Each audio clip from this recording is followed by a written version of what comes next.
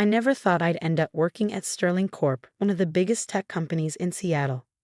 Growing up in a small town in Idaho, raised by a single mom who worked 2 jobs, corporate life seemed like a distant dream.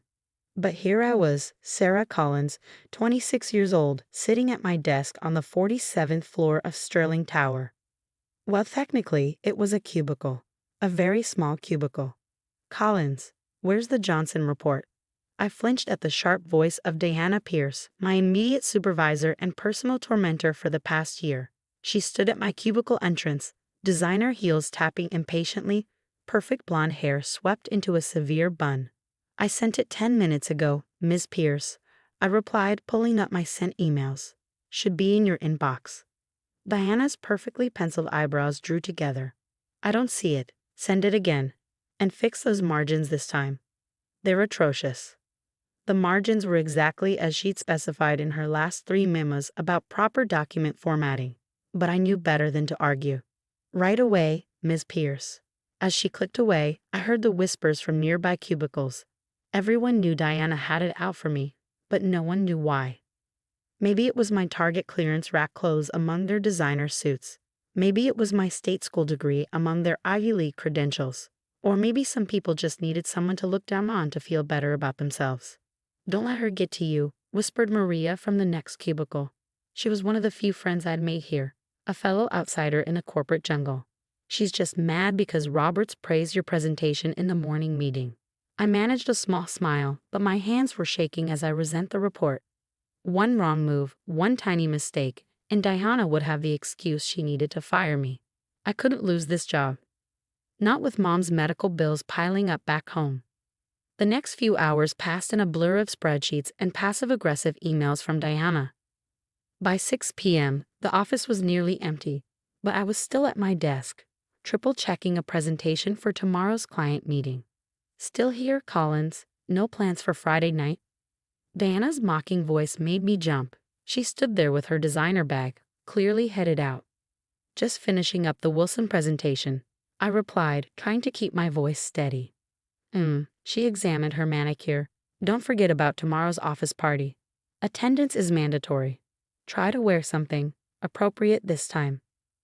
My cheeks burned remembering last month's team lunch where she loudly commented on my discount store fashion sense in front of everyone.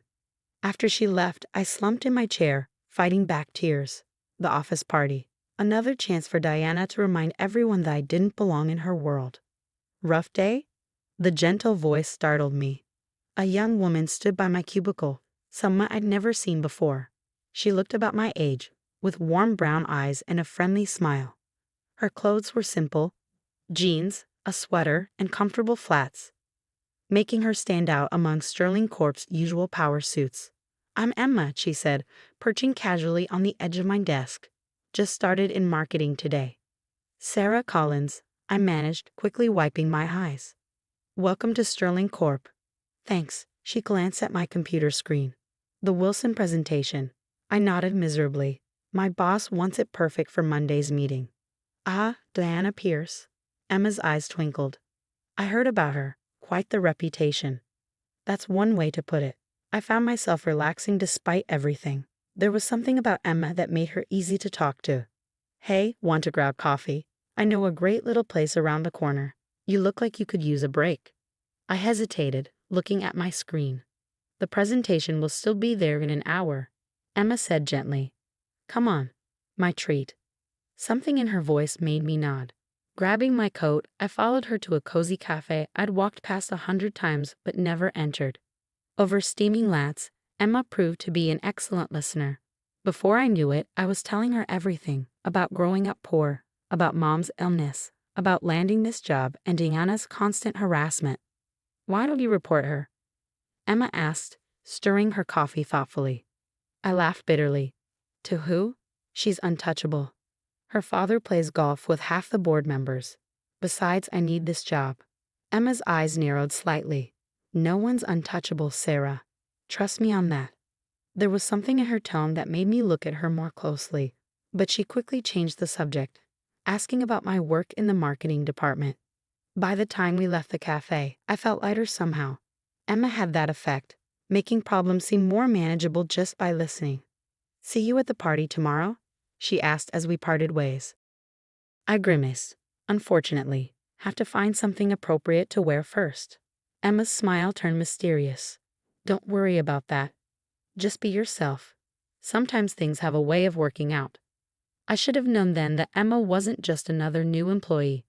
Should have noticed how the security guard straightened up when she passed, how she navigated the building with the confidence of someone who'd known it for years. But I didn't. I was too preoccupied with surviving another day in Diana's world.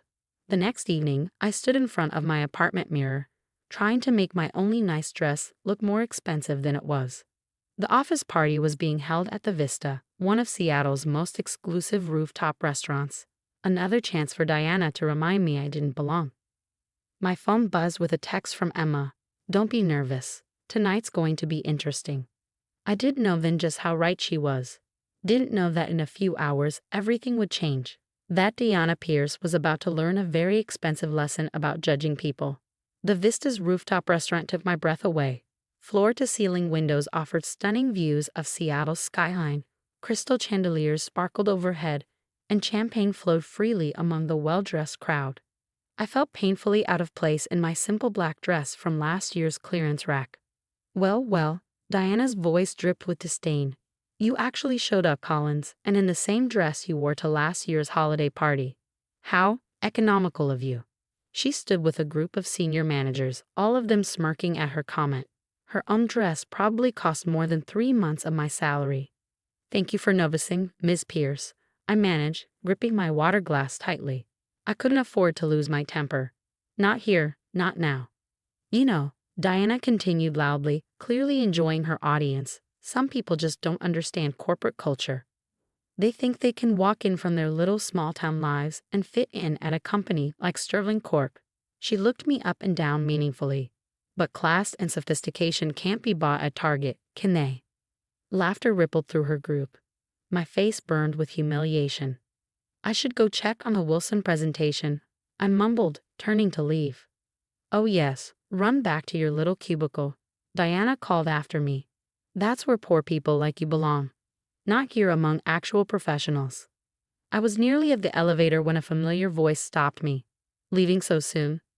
Emma stood there, but not in the casual clothes I'd seen her in yesterday. Tonight she wore a stunning red designer dress that made my simple black one look like a dish rag. Yet somehow, her warm smile was exactly the same. "I don't belong here," I whispered, fighting back tears. "Actually," Emma's eyes sparkled with mischief, "you belong here more than most. Come with me." Before I could protest, she linked her arm through mine and led me back into the party.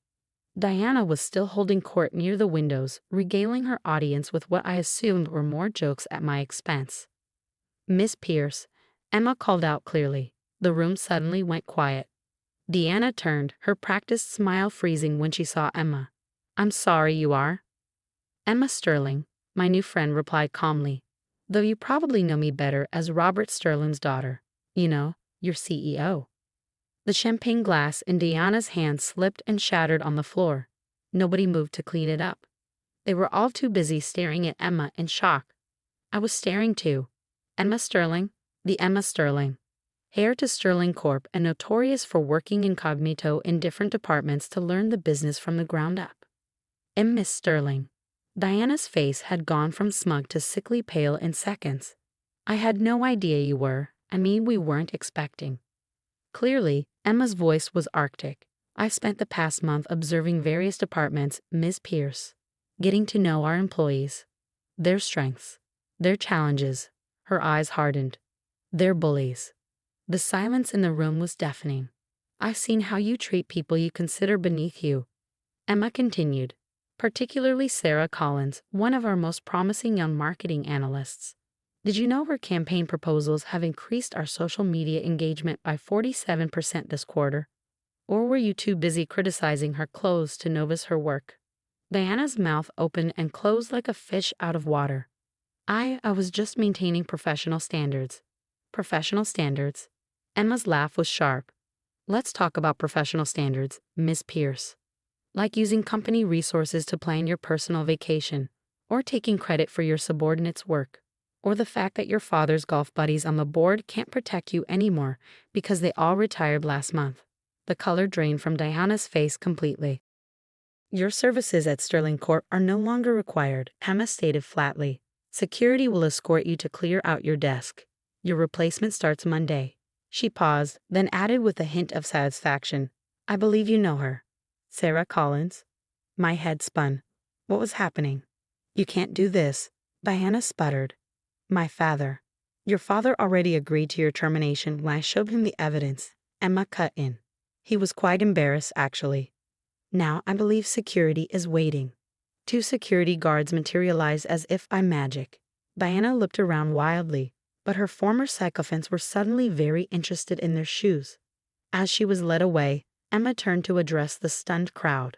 Sterling Corp's success was built on innovation, integrity, and treating people with respect. Anyone who can't embrace those values should follow Ms. Pierce's example and leave. Now, the room quickly emptied, leaving just Emma and me. You planned this? I managed finally. Emma grinned. I've been working undercover in different departments for 6 months, evaluating our corporate culture. Diana Pierce wasn't the only toxic manager we found, but she was by far the worst. She squeezed my hand. Your promotion is real, by the way. Your work caught my eye weeks ago, before I even met you. But why? I gestured helplessly at everything. Because talent and hard work matter more than designer labels. Emma said firmly. Because I grew up watching people like Diana Pierce make life miserable for people like you. Because Sterling Corp needs leaders who lift others up, not tear them down. Tears spilled down my cheeks. Thank you, I whispered. Don't thank me yet, Emma laughed. Wait until you see your new office, and your new salary. She linked her arm through mine again. Come on, let's get out of here. That little cafe is still open, and I think this calls for celebration lattes. As we left the vista, I couldn't help but smile at the irony. Diana had been right about one thing. I didn't belong in her world of petty bullying and social climbing. I belonged in something better. 3 months later, my marketing team's latest campaign won an industry award. I accepted it wearing a Target dress, standing next to Emma in her designer gown. We both smiled for the cameras, ignoring the whispers about my inappropriate attire. Because we knew something the whispers didn't. Success isn't about where your clothes come from or who your parents know. It's about what you bring to the table. As for Diana, last I heard, she was working at a small firm in Tacoma. Apparently, her father's golf connections weren't as useful as they used to be. Emma and I still meet at that little cafe every week, planning Sterling Corp's future over lattes. She's still the same person who sat on my desk that Friday evening, kind, genuine, and completely unimpressed by designer labels. And me? I still shop at Target, but now I do it from my corner office on the 50th floor. Sometimes life has a way of putting bullies in their place. Sometimes all it takes is one person willing to stand up and say enough. And sometimes, just sometimes, the person you think is just a friendly new colleague turns out to be exactly who you needed in your corner all along.